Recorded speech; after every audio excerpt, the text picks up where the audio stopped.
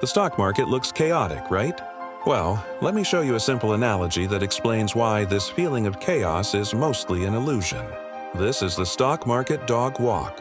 Think of me, the steady walker, as the intrinsic long-term value of the global economy and key indices like the S&P 500. I walk forward.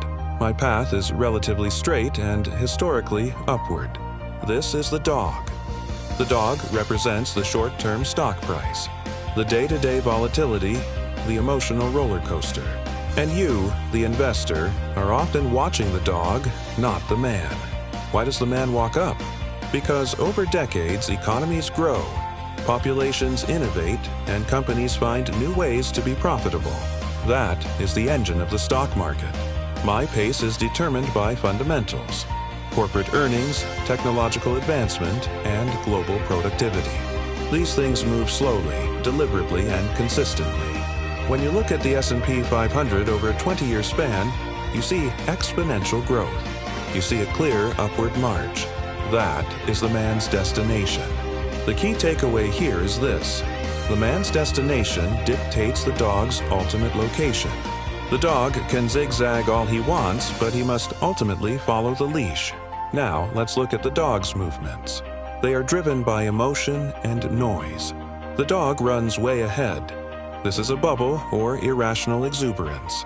The price gets far ahead of the actual underlying business value, the man. What happens? The leash snaps back, hard. The dog lags far behind. This is a market crash or correction.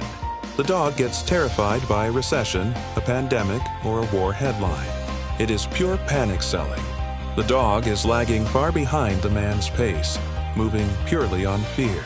Every major drop you've seen, every crisis, is just the dog panicking and lagging behind. The biggest mistake an investor can make is to cut the leash during this panic. That is selling at the bottom. If you sell when the dog is behind me, you are betting against the entire history of human progress.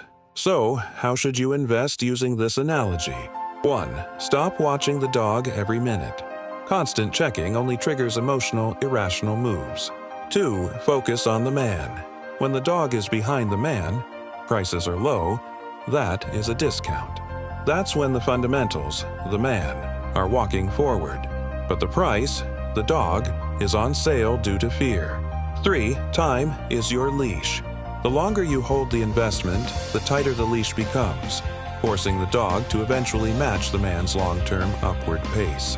Your success isn't determined by avoiding volatility, it's determined by tolerating it. The market isn't a race, it's a walk. Stay the course. If you understand that chaos is temporary, but innovation is permanent, you've mastered the market.